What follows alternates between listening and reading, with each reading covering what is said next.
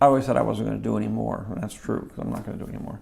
But that doesn't mean I'm unwilling to turn it over to Kathy to do more. Mm-hmm. I have story treatments of 7, 8, and 9, and a bunch of other movies, and obviously we have hundreds of books and comics and everything you could possibly imagine.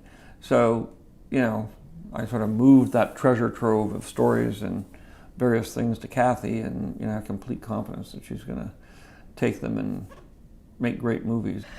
I'm doing this so that the films will have a longer life, and so that more fans and people can enjoy them into the future.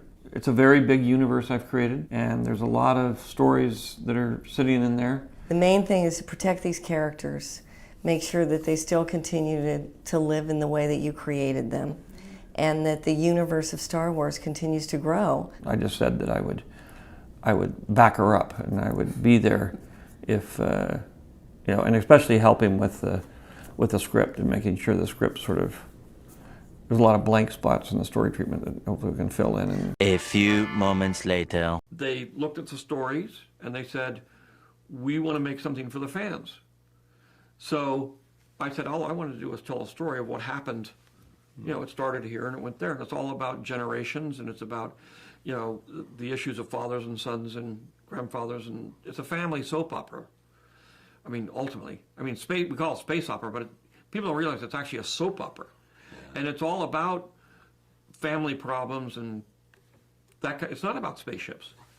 So they decided they didn't want to use those stories. They decided they were going to go do their own thing, and so I decided, fine, but basically I'm not going to try to.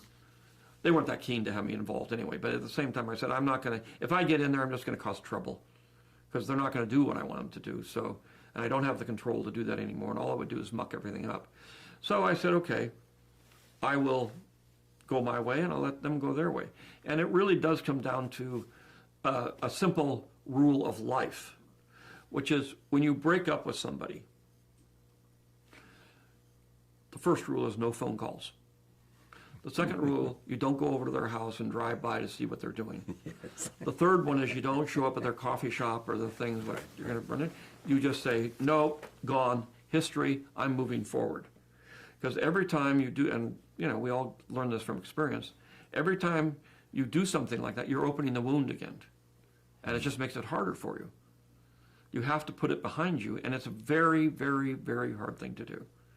But you have to just cut it off and say, okay, end the ball game. I got to move on. And everything in your body says, don't, you can't. And these are my kids.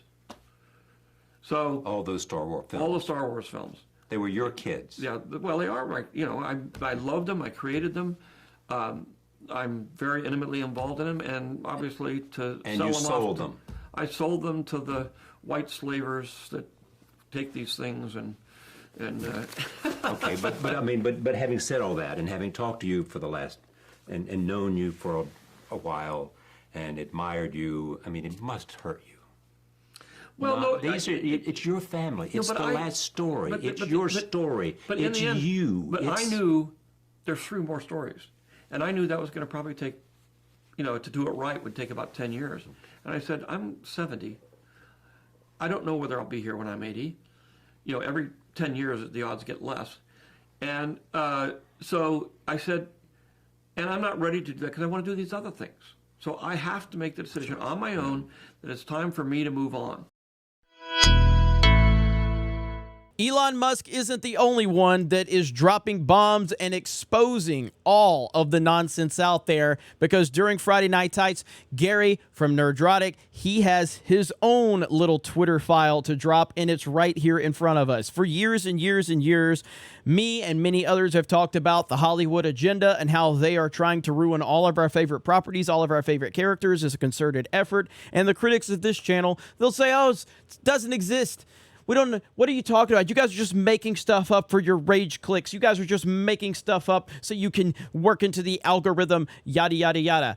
And the reality of it is that if you're a fan of any property from the last 30 years, you more than likely have seen it ruined by the Hollywood agenda. It is a real thing. It's a real thing if you have a working brain and the slightest bit of common sense, because you can see it. It's right there in front of you. For a while, it took some people a couple of years or a couple of different films to finally come to grips with what was going on. Because at first you'd see it, you're like, oh, there's no way they're doing that. No, it's fine. It was happening. It happened to me. It took me time to come to grips with everything. It took so many others time to come to grips with it, and that's fine. That's part of it. But we are here now, and after franchise after franchise after franchise, whether it's Star Wars, Ghostbusters, Star Trek, Doctor Who, the list goes on, Marvel, DC, they have ruined everything, and they're going to continue to ruin anything in their path. Well, now we have this right here from Nerdrotic, and I'm going to blow this up, and look what this says. Queer Eye for comic books. LGBTQ plus voices on IP adaptations for film and TV. This was a Zoom call on September 14th of 2022. About this event, this panel will bring together LGBTQ writers and film TV executives to discuss the process of adapting comic book IP for film and television with a focus of breathing life into queer characters, either those already queer on the page or reinterpreting legacy characters in a new queer light. Moderated by Eric Anthony Glover. Panelists include, and there's a bunch of panelists here, you will be emailed the Zoom ID and meeting logistics on the day of the event. This is a smoking gun. And if you think that it's only isolated to this type of discussion, you've not been paying attention. This goes so far and deeper than what we're seeing. And this is bad enough. This is bad enough in that underlined part right there. The reinterpretation of legacy characters in a new queer light. It is an agenda. It is a confirmed agenda now. There is no disputing what we've been saying. Now, the response to what people like me say is that we're intimidated by women or minorities or gay people or whatever the new NPC download is. That's just not true. And I talked about this on Friday Night Tights. When you are a fan growing up, one of the things that was most iconic to people my age was the X-Men animated series. X-Men the animated series is legendary. It's amazing. And what does it have? Now, again, I didn't recognize this at the time because, I'm actually a normal person, so I don't really define everything off race and gender and all of that. But now at this point in time, when everything is weaponized in terms of race and all of that and diversity, look at X-Men the animated series. Look at X-Men in general. X-Men. Look at the comics. Look at the animated series. Look at it all. Diverse. It's got incredible diversity. Now, again, that was nothing that we thought was a benefit back then. Because why? Because those characters were created for the right reasons. It didn't matter what color they were. It didn't matter what gender they were. It didn't matter any of these things. All that mattered is they were complementary to the story. So you're telling people that grew up with X-Men, with Star Wars, with G.I. Joe. Me, I grew up with G.I. Joe. There was tons of diversity in G.I. Joe. There's tons of strong women in G.I. Joe, whether it's Jinx or Lady J or the Baroness. Even going to the movie with Pythona. She opens up the damn movie. The 1987 G.I. Joe, the movie. Pythona basically opens up the movie and she's awesome. There's so many awesome female characters. Scarlet is another one. The list goes on and on.